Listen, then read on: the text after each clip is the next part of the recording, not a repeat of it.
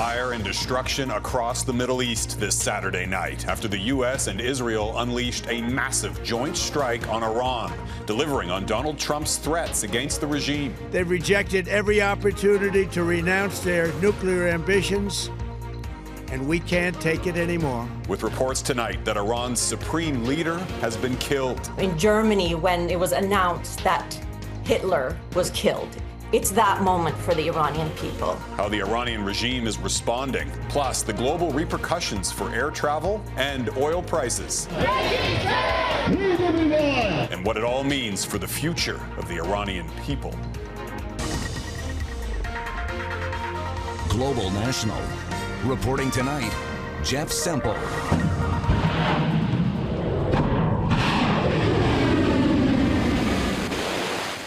The U.S. Air Force launching a major attack against Iran this morning in conjunction with Israel, striking hundreds of targets across the Islamic Republic.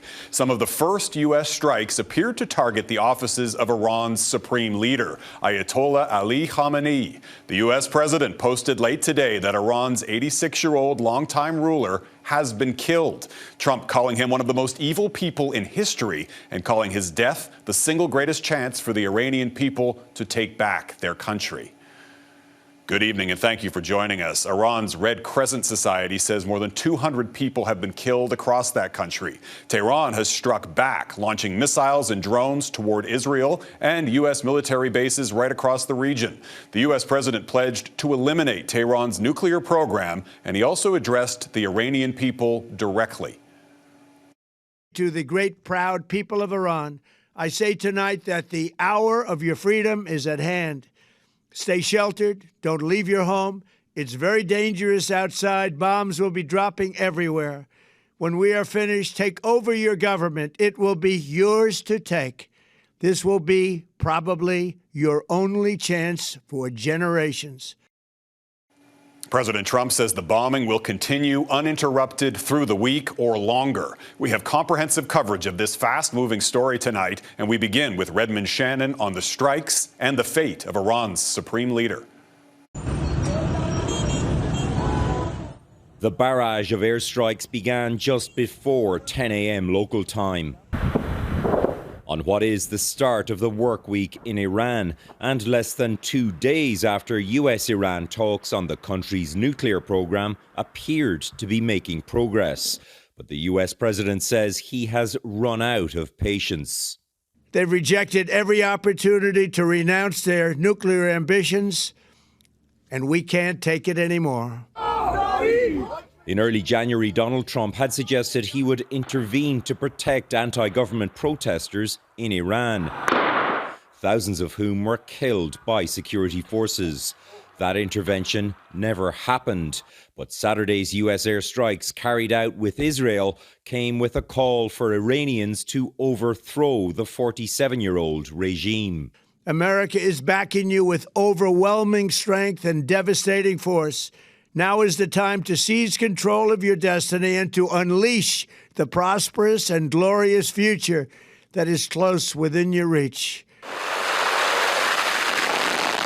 The U.S. says the mission, named Operation Epic Fury, targeted security sites that posed an imminent threat. With strikes in Tehran, too, close to government offices and a compound used by Ayatollah Ali Khamenei. Israeli Prime Minister Benjamin Netanyahu was among the first to suggest Iran's supreme leader could be dead, with Trump later claiming it as a fact in a social media post. Just an hour before, Iran's state media had said the supreme leader was steadfast and firm in commanding the field.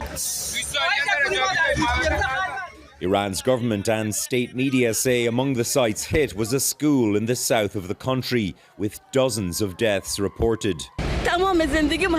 This woman told State TV she has 5 nieces under the rubble. Just like the 12-day war last year, Iran quickly responded to the strikes. But this time against Israel and 4 Gulf nations that have US military bases. Missiles were also intercepted over Jordan and Iraq. What we are doing right now is to defend with all force against this unprovoked act of aggression by Israel and by Americans. Israel and the Gulf allies of the US say missile defences intercepted some, but not all, of Iran's strikes. Missiles hitting the ground in Qatar, striking a building in Bahrain, and a luxury hotel in Dubai, with more Iranian strikes in the region as night fell, on a day that could change the Middle East forever. Redmond Shannon, Global News, London. The last time the U.S. launched airstrikes against Iran was back in June, when it targeted the country's nuclear facilities. These latest strikes are far larger and appear to be focused instead on decapitating the regime itself. According to satellite images and videos, the targets appear to include the compound of Iran's supreme leader. Strikes also hit key government ministries, such as Iran's defense and intelligence headquarters, along with military installations to disrupt Tehran's ability to strike back. President Trump ordered the U.S. strikes without seeking congressional approval, and negotiations over Iran's nuclear program were ongoing, though Trump had said yesterday that he was not happy with the way those talks were progressing. Jackson Proskow joins us now from Washington. So, Jackson, what's the president's endgame here? What do you think motivated his administration to take this step? Well, Jeff, we should be clear that there was no evidence of an immediate threat, but White House officials have said that Iran's ambition for nuclear weapons and its ballistic missile programs were the justification for today's strike. President Donald Trump also saw an opportunity to topple a government that's been weakened by recent protests and by last year's 12-day war with Israel.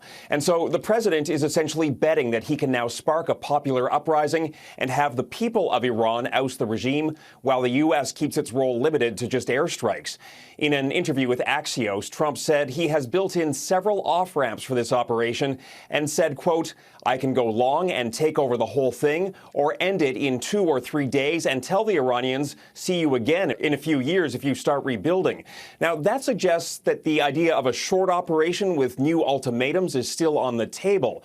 We should be clear that Trump has also felt emboldened by the recent success of both his operation in Venezuela to capture Nicolas Maduro and last year's strikes on Iran's nuclear program. But, Jeff, it's not clear at this point if this operation will be as simple, as smooth as either of those. All right. And obviously it comes as Iran's proxies, Hezbollah and Hamas, have been severely weakened. Politically speaking, though, for the president, how risky is this intervention, do you think? You know, it's remarkable that Trump has put almost no effort into building the case for war with the American public. Only in recent days has the administration really tried to suggest that Iran poses some sort of vague threat to the U.S. And by going down this road, Trump has also bypassed approval from lawmakers in Congress. They hold the power to actually authorize war. Now, even if Trump did get approval at this point, conflict with Iran is politically toxic for him. Remember, he campaigned against wars in the Middle East and more recently has tried to brand himself as the, quote, peace president. As of right now, Trump still hasn't outlined what his clear end goal is here. And unless something changes quickly, that is as risky as things can get for a president just months before voters head to the polls in midterm elections. All right, Jackson Proskow in Washington. Thanks, Jackson. Reaction to the attack in Iran is pouring in from right around the world, including from Canada's Prime Minister, who is currently in India on a trade mission. Our Mackenzie Gray is in Mumbai tonight. Hi, Mac. So what did Mark Carney have to say about all this? The Prime Minister was very frank in his support of the U.S. and Israeli strikes hitting Iran, Jeff, saying this is the culmination of decades of diplomatic efforts to try and make sure Iran didn't get a nuclear weapon and to try and end state-sponsored terrorism, adding that it will need to be the Iranians that will have to de-escalate to try and cool the situation down. We reaffirm Israel's right to defend itself. Canada supports the United States acting to prevent Iran from obtaining a nuclear weapon and to prevent its regime from further threatening international peace and security. Carney said he had a series of conversations with Donald Trump about the possibility of military action, and he didn't call on either the U.S. or Israel to show further restraint, only saying he calls on all sides not to target civilians. Carney also ruled out Canada participating in military action, Jeff, if the conflict was to expand. Mackenzie Gray in Mumbai tonight. Thanks, Mac. Canada's Prime Minister, one of many world leaders reacting to news of the strikes. The United Nations Security Council called an emergency meeting today to discuss the situation. The conflict carries significant consequences for the region and potentially also for the global price of oil. Candice Cole reports from Washington.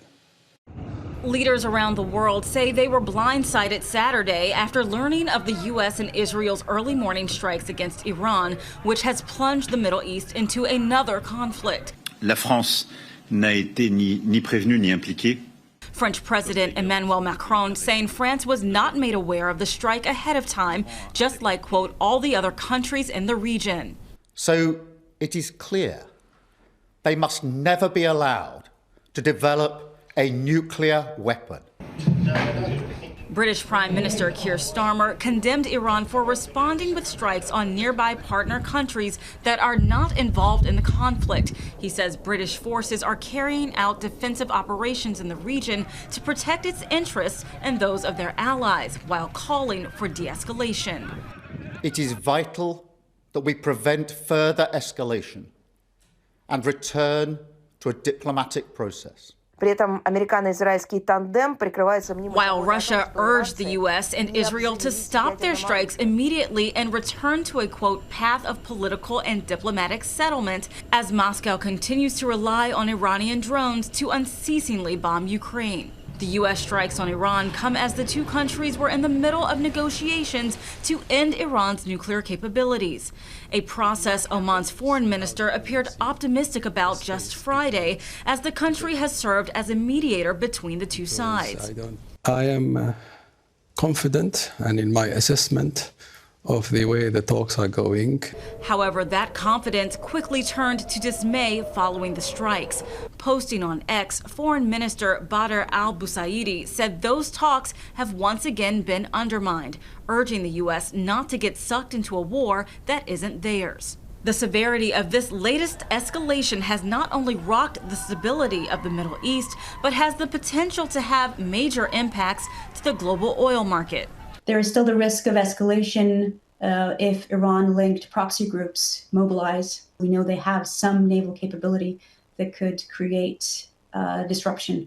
According to an anonymous source to Reuters from the European Union's naval mission, Iran's Revolutionary Guard has said no ship is allowed to pass the Strait of Hormuz, a vital route between Iran and Oman used to transport a fifth of the world's oil. While partial closure of the strait has happened before, full closure would be unprecedented and potentially double the cost of oil to around $140 a barrel, according to experts, which would send North American gas prices soaring. Oil prices have already jumped this year to $72 a barrel. Experts say the potential impact of the strikes on the global oil market will remain unclear until trading opens at the start of the week. Jeff? Candice Cole in Washington. Thanks, Candice. And the chaos in the Middle East is also causing travel disruption right around the world, with major airlines canceling flights across the region. Flight maps show airspace over much of the Middle East virtually empty as planes were diverted as soon as the strikes began. Dubai International, the busiest airport in the world for international travel, canceled more than 700 flights. And there are reports the airport itself was damaged. Air Canada has also canceled all flights from Canada to Israel until March the 8th and all flights to Dubai until at least Tuesday. So what's next for Iran? Coming up, its supreme leader may be gone, but is regime change really possible? Returning now to our top story, President Trump says Iran's supreme leader, Ayatollah Ali Khamenei, has been killed. And if true, it marks a seismic shift in the Middle East. The 86-year-old cleric has ruled the Islamic Republic for decades. He played a key role in the movement to overthrow the Shah in the 1979 revolution. He became president in 1981 and supreme leader in 1989. Khamenei oversaw the IRGC, Iran's security forces, responsible for countless brutal crackdowns on the Iranian people. In the event of his death, Khamenei had reportedly nominated some successors, a short list that reportedly included his son.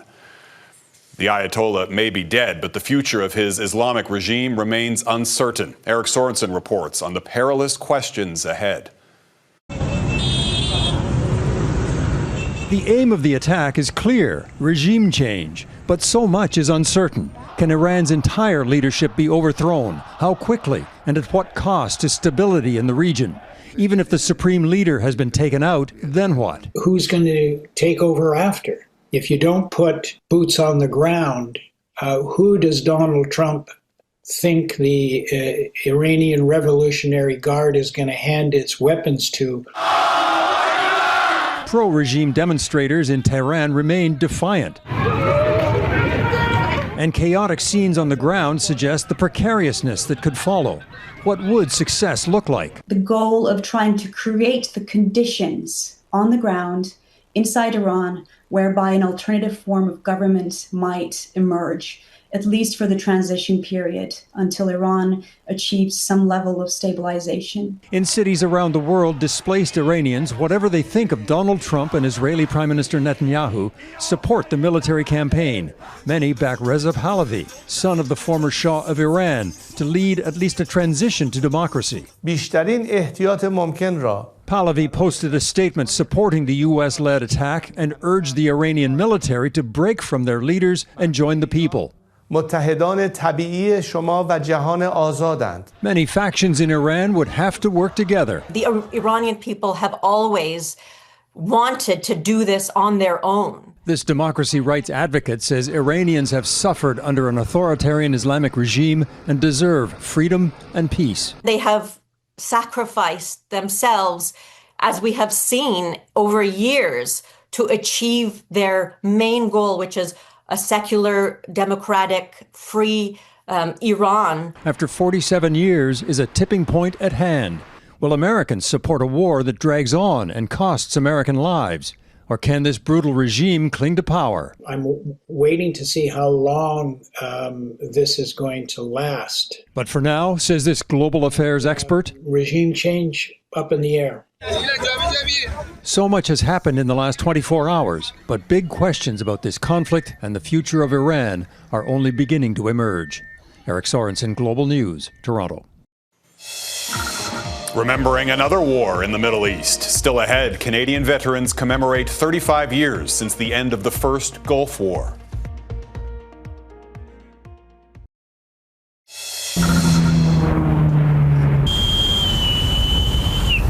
A military flyover today in Halifax, marking the 35th anniversary of the end of the first Gulf War. The conflict began when Iraqi President Saddam Hussein invaded Kuwait. A coalition of more than 35 countries, including Canada, then responded with military force. A ceasefire was declared on February 28, 1991. More than 4,000 Canadians served in that mission.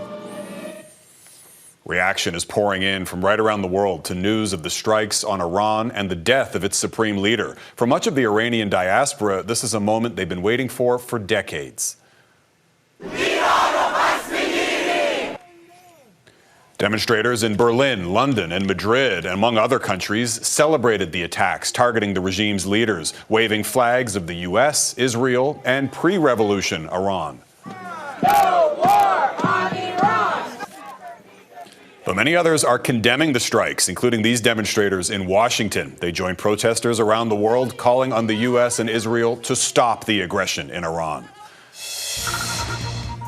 Canadians calling for change. Up next, members of Iran's diaspora take to the streets across this country. Their message just ahead. Welcome back. Iranians across Canada have taken to the streets in the wake of the strikes on Iran, including in Toronto, home to one of the world's largest Iranian diasporas. Lexi Benedict reports. Tens of thousands of people gathered in the streets of Richmond Hill, filled with optimism about the future of Iran. And this is a very big improvement. They are helping us to weaken the regime, so the people of Iran actually take the control. It's just a sense of, we accomplished something. There's an element of unity.